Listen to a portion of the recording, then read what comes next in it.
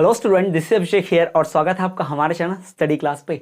तो जैसा कि आपने थंबनेल में देख लिया है कि इस वीडियो में हम बात करेंगे द्वितीय वर्ष का विषय शालेय संस्कृति नेतृत्व एवं शिक्षक विकास 2023 का प्रश्न पत्र। जी हाँ, 2023 में जो प्रश्न पत्र आया था वो कैसा था, ताकि आप जब डेट की परीक्षा देने जाओ तो आपको एक जनरल आइडिया लग जाए कि कैसे क्वेश्चंस आते हैं, पेपर कैसा आता है, एक बार देख लो। ठीक है, तो जैसा पहले बताया भाई द्वितीय वर्ष का है और साथ ही साथ शालेय संस्कृति नेतृत्व एवं शिक्षा विकास नाम रहेगा, डुअल लैंग्वेज में रहेगा। कौन सी भाषा में रहेगा? डुअल लैंग्वेज, दोनों भाषा में रहेगा, हिंदी और इंग्लिश वर्जन। भाई 3 घंटे का समय मिलता है, 70 नंबर का पेपर होता है और यहाँ पर जो शब्द सीमा है वो दी गई है। भाई शब्द सीमा देख लो, 30 शब्द, कितने के लिए भाई?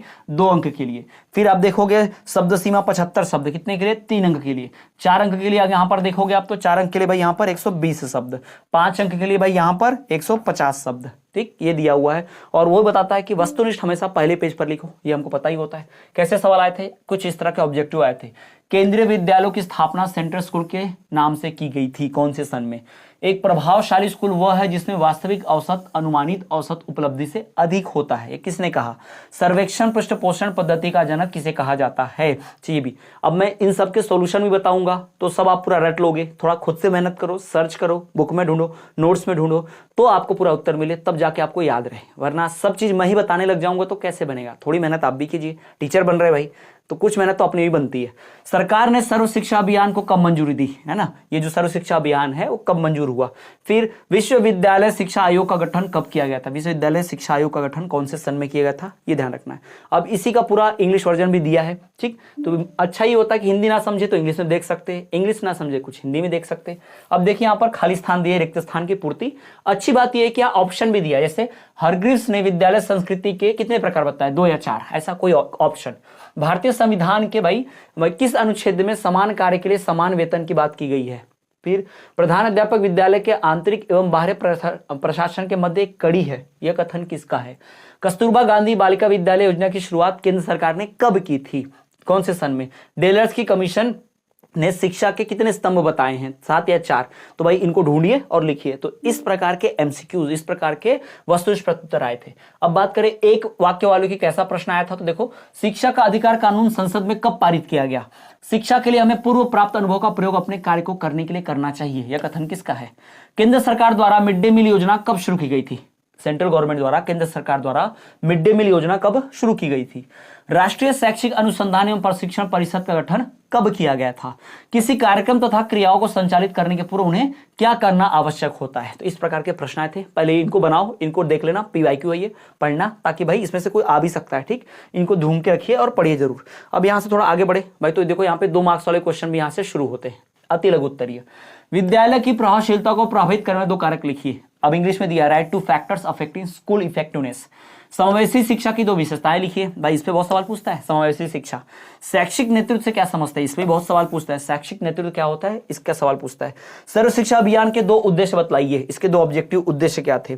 जिला शिक्षा एवं प्रशिक्षण संस्थान के कोई 2 कार्य बतलाइए डाइट के। ठीक, आगे बढ़े। व्यवसाय से क्या समझते हैं, स्पष्ट कीजिए। विद्यालय प्रबंधन के प्रमुख 3 उद्देश्य लिखिए। प्रबंधन एवं संगठन में 3 अंतर लिखिए। संप्रेषण से क्या समझते हैं, संप्रेषण की 2 विशेषताएं भी लिखिए। बातचीत है ना, संप्रेषण। फिर समावेशी शिक्षा के प्रमुख 3 महत्वों का उल्लेख कीजिए। ठीक है, समावेशी शिक्षा के जो 3 प्रमुख होंगे उनको तत्वों का महत्व उल्लेख कीजिए, और वाला था ये। अब इसके इधर 12वां नंबर का क्वेश्चन देखो। बालिका शिक्षा के संबंध में आचार्य राममूर्ति समिति के प्रमुख 3 सुझावों का उल्लेख कीजिए। कि इस समिति, आचार्य राममूर्ति समिति ने कौन से 3 प्रमुख सुझाव दिए थे, किसके लिए? बालिका शिक्षा के लिए ना, तो वो लिखिए। अगर ये नहीं आता तो अथवा में क्या लिखिए? महिला समाख्या कार्यक्रम के 3 प्रमुख उद्देश्य बतलाइए। जो महिला समाख्या कार्यक्रम था उसके कोई 3 मेन उद्देश्य बतलाइए। यानी दोनों प्रश्न महिला से ही संबंधित है, बालिका महिला। अवरोधन से आप क्या समझते हैं? अवरोधन के प्रमुख 3 कारणों का उल्लेख कीजिए। अपव्यय क्या है? अपव्यय के 3 प्रमुख कारणों का उल्लेख कीजिए। सवाल लगभग एक जैसे ही होते हैं। अवरोधन से क्या समझते हैं, अपव्यय से क्या समझते हैं, अवरोधन के प्रमुख 3 कारण, अपव्यय के 3 प्रमुख कारण, है ना? तो सवाल कुछ इस प्रकार से ही आता है। आगे बढ़े, नेक्स्ट देखेंगे आप। तो नेक्स्ट यहाँ पर आपको मिलेगा, नेतृत्व का क्या अर्थ है? नेतृत्व की प्रमुख विशेषताओं के बारे में लिखिए। फिर विद्यालय प्रबंधन का क्या अर्थ है? विद्यालय प्रबंधन की प्रमुख आवश्यकताओं को प्रतिपादित कीजिए। प्रधान अध्यापक के प्रमुख कर्तव्य एवं दायित्वों का उल्लेख कीजिए। समूह नेतृत्व के प्रमुख सिद्धांतों का वर्णन कीजिए। ठीक, इसके बाद शिक्षक शिक्षा से क्या आशा है? शिक्षक शिक्षा से क्या आशा है? शिक्षक शिक्षा के प्रमुख उद्देश्यों का उल्लेख कीजिए।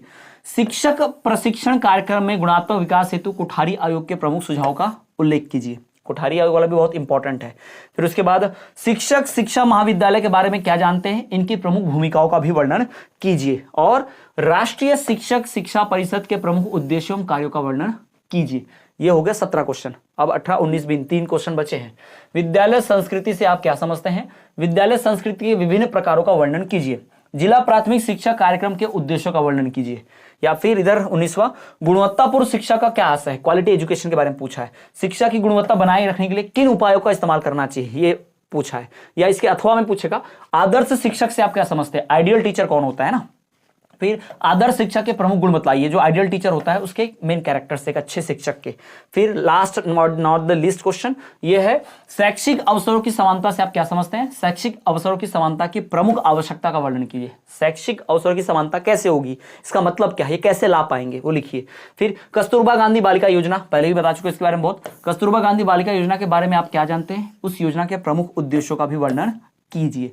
तो ये हो गया भाई हमारा पूरा का पूरा 2023 का शालेय संस्कृति एवं नेतृत्व शिक्षा विकास का प्रश्न पत्र। जी हाँ, ये हमारा प्रीवियस ईयर क्वेश्चन पेपर है जो आपके लिए बहुत महत्वपूर्ण साबित होगा। ऐसे क्वेश्चन से आप आइडिया ले सकते हैं। पहले ऐसे टाइप के क्वेश्चन, इन टाइप के क्वेश्चन को जरूर पढ़िएगा, ठीक है, और अच्छे से पेपर दीजिएगा।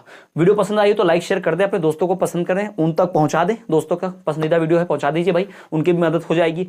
अन्य वीडियो देखने के लिए, इसका एमसीक्यू देखने के लिए और इसके गेस्ट पेपर देखने के लिए, मॉडल प्रश्न पत्र देखने के लिए प्लेलिस्ट जरूर चेक करना, जाके वहां पे आपको वीडियो लेक्चर्स और बाकी चीजें मिल जाएंगी। तो चलिए मिलते हैं नेक्स्ट क्लास में, तब तक देखते हैं हमारा चैनल स्टडी क्लास। और अब तक सब्सक्राइब नहीं किया है तो सब्सक्राइब करके बेल नोटिफिकेशन ऑल पर रख दो, ताकि परीक्षा की कोई जानकारी आपसे छूटे ना।